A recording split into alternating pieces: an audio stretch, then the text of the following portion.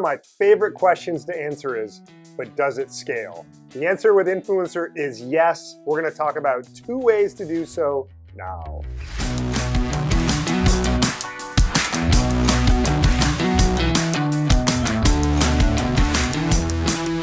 Hello from Detroit, I am Joel. I'm Brad. You are listening to the Influencer Marketing Show. And welcome, lucky welcome, you. welcome. Yeah. All right. Does it scale?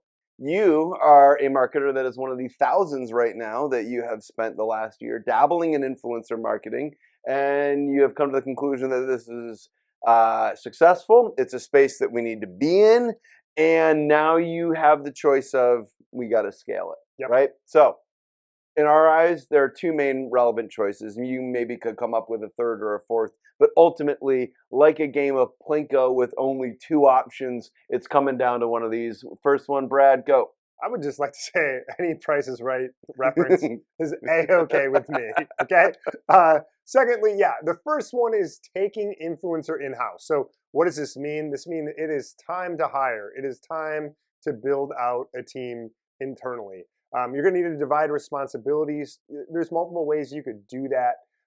You could go ahead and say, hey, I'm going to have one person take on influencer sourcing, another person who's running the actual campaigns, and a third who's tracking and analyzing the results. That could work well. You got a salesperson, you've got a people person, and then you've got an analytical person. So that's an option for you as well. You could also take someone from a brand team and marry them together with someone from a performance or a direct response team, whatever you're calling it, and sort of peel those out of those orgs. Really hate to see organizations totally silo influencer because it is a full funnel marketing program. So a little PSA mixed in here.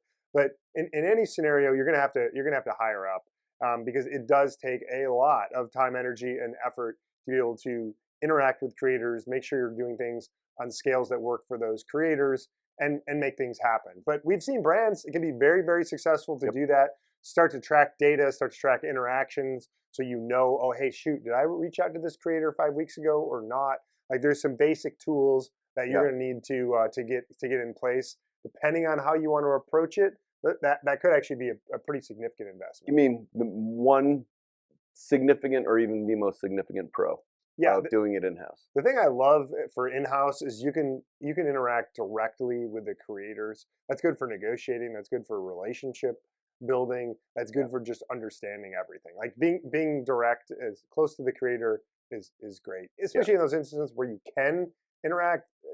Slight asterisk, apologies for the tangent, but creators do now a lot of times have managers and agents, and so a lot of times you actually can't talk directly with the creator. Sure, but that's the ideal scenario is honestly, it's like product person and creator talking and getting excited and all of that. Like, that's ideal. Yeah, that's ideal. Now, what about the other side? All right, on the con. All right, here's the biggest con, and we've had agencies come limping, or not agencies, but brands come limping to us because somebody just left, their whole team just left, and all of their processes, all of their relationships just got decimated.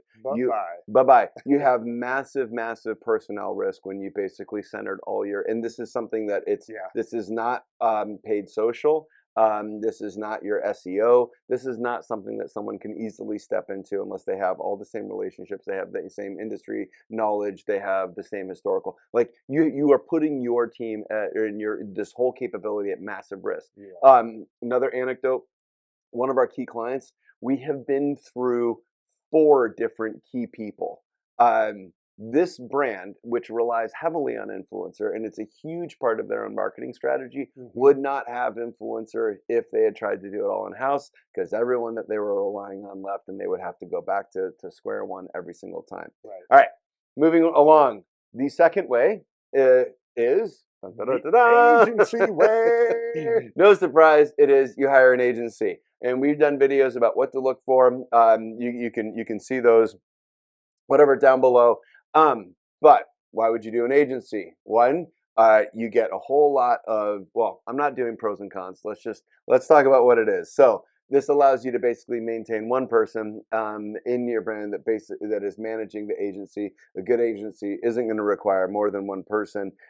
They become kind of a clearinghouse for everything that's coming in. They're the ones that are, communicating with the agency, providing goals, providing approvals, sharing internal data on results, depending on how deep as you as a brand want to go with what you're sharing with your agencies, et cetera. Yep. And then you as a brand in turn would lean on the agency for their recommendations of influencers, who they know works, who's worked well in the past, et cetera.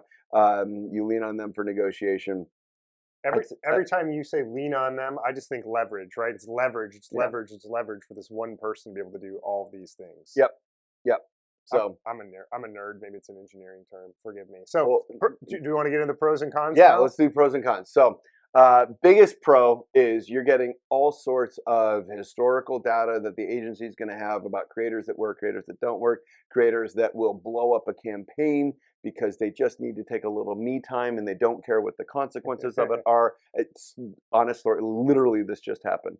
Someone just bailed on a campaign because they just really need time to recenter and me time, and they told their agent, "Don't call me for 2 months," and just completely blew up really big opportunities where, okay, we know where the landmines are. It's not say we know where all of them are, but we know where most of them are, and that mostly is going to save you a whole bunch of time, money, heartache, effort, etc. So I would say that's the biggest one. You get to immediately scale all sorts of institutional knowledge. Yeah. What's the big con? Okay. Yeah. Here's a big con: is that you are introducing another organization into the fray that has their own motives and their own approach, right? So when you bring an agency in, the agency is a business. They need to be sustainable and make money in order to do it. And so that's why it's so important to find the right agency, the agency that really is going to put the brand's interests in front of theirs, and be above board in terms of hey, here's what's needed from our end. And as long as we get that, then we can just focus all of our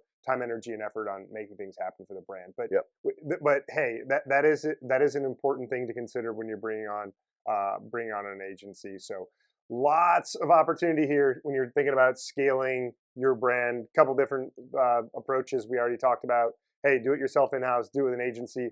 Both can work. Pitfalls with both. If you have other questions, want to go have a conversation about it, hit us up, outloudgroup.com, fill out a web form, email us, whatever you want. Hit us on Instagram, all the things. And we're happy to share our advice for free. And there are literally brands that we've talked to that we have told you should do this in-house because that was the better option. Yeah, and multiple times. We really try and maintain our own credibility, only use this when we need, but if it's better for you to do it in-house, we're going to tell you that. So we should wrap it. Yep.